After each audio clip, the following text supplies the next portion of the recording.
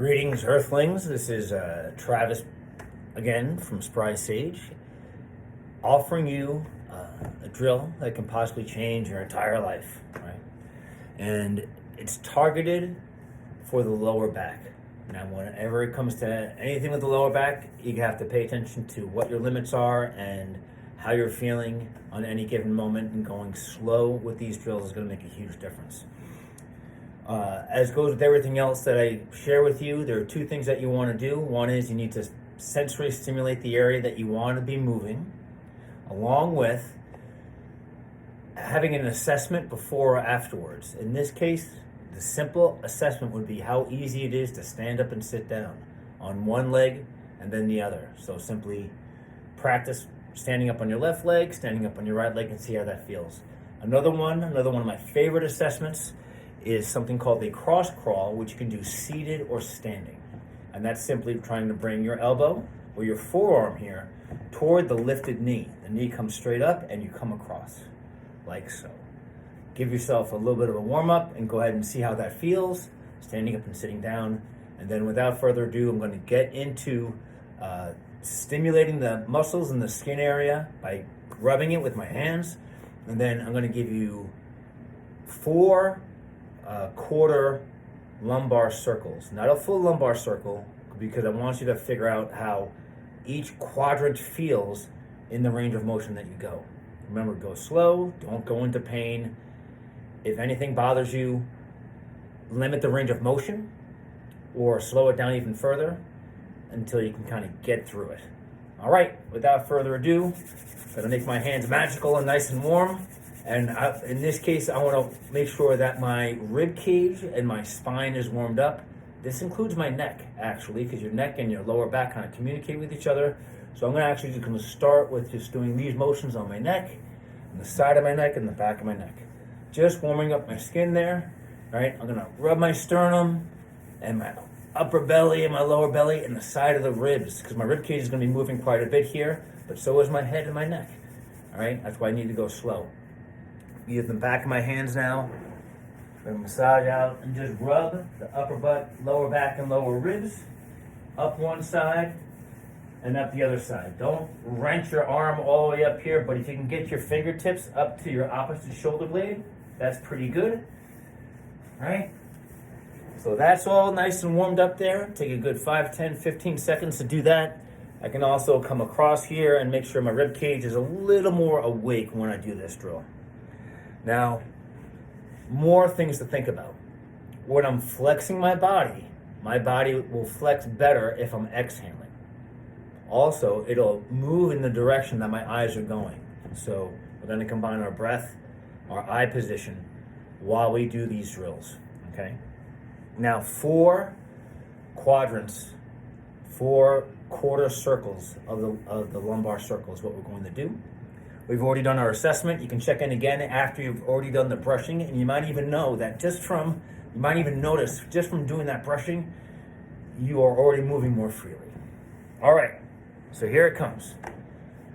I'm simply going to side bend purely to the left. Right, I'm mirror imaging, this is my right, but you get the idea.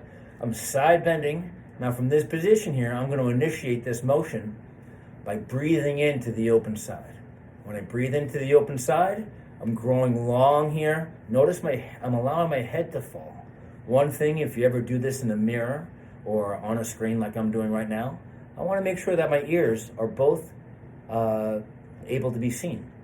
Because if I do this or that, it means my head turned. The tendency is when people side bend, they already start to do this and they already start to rotate.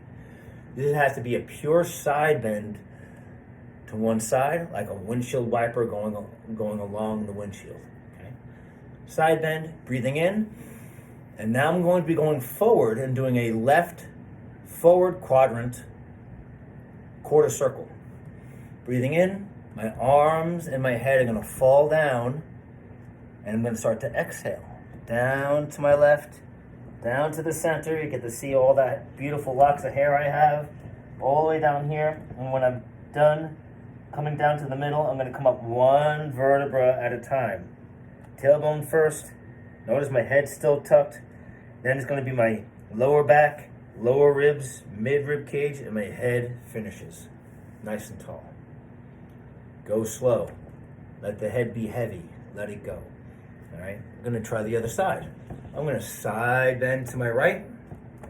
I'm going to breathe into my left side. I check my ears. I haven't rotated my head. It's a pure side bend. I'm letting my head be heavy. Breathing in, exhaling. My arms go down to the right. Everything falls down to the right. I'm using my eyes to look where I'm going. Down to the center. And then coming up one vertebra at a time. Notice, relax. I'm trying to turn my spine into a snake. It should be slinky. It should not be a thick board. My head comes last. Great. Those are the front circles. Already, you can retest. You can stand up and sit down. Notice how it feels. Already, you might already feel a difference. You might also notice that one quadrant felt different than the other. And finally, because your head is moving all over the place, which most people don't do regularly, you might feel a little dizzy. Slow down, stop, take it easy. Recommence, go ahead and do it again once you feel like you're able to and you feel comfortable. Now, we're going to do the back circles. The back circles are a little more difficult, and you want to make sure you do not extend your neck too far. If you extend your neck too far, you're getting into all these other things and the neck structures here that some of you have a very tough time extending the neck. So you have to lead this with the chest. It's going to be a little less snaky because we don't extend that far. We can't snake it like we do the front part. And then we got to reverse the breathing order. So now I'm going to side bend one way again.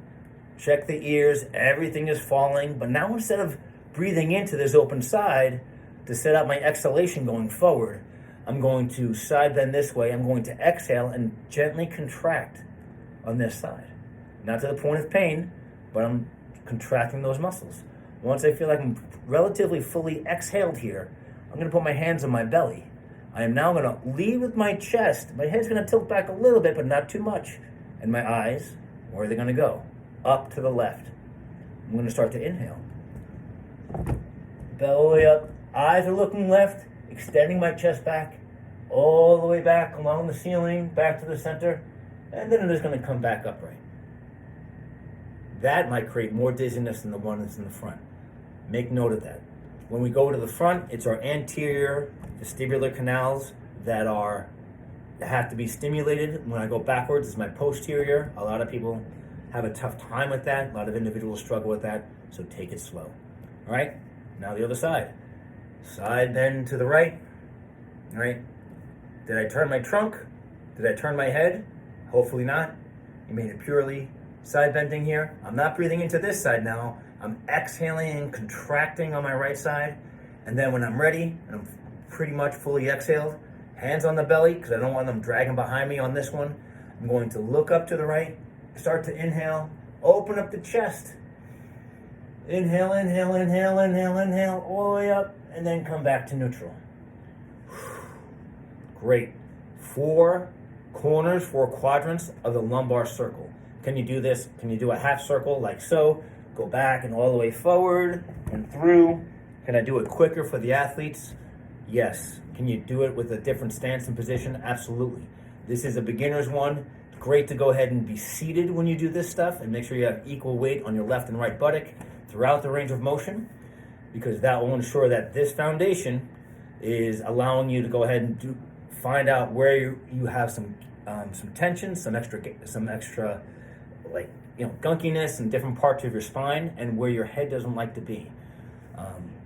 So doing it seated is a great way to start this drill. Very safe and very controlled. Of course, make sure that you're in a nice, comfortable chair. I'm on a Swiss ball, so I can move around, but for those people just doing that at home for the first time, do it on something very stable and a chair that doesn't swivel or move or have wheels on it. And now I'm going to go ahead and reassess. Forearm to knee, forearm to knee. This feels more free to me. I don't know how it's going to feel to you. You can reassess after each quadrant. You can do each quadrant in different directions, right? And then you can combine them by doing half circles and then full circles. And then eventually speed it up for those athletes and put yourself in different sports-specific positions or just stances that will challenge you and make this a more biomechanically and neurologically rich drill for you, all right? Because you might not get great benefits if this is too simple. That's all I got. That's the lumbar circle. Now, why is the lumbar circle so important, and why does this drill oftentimes really help people? You get better proprioception in your lumbar spine. You get a better map. Your brain's going to get a better sense of what's going on here and how your trunk attaches to your hips.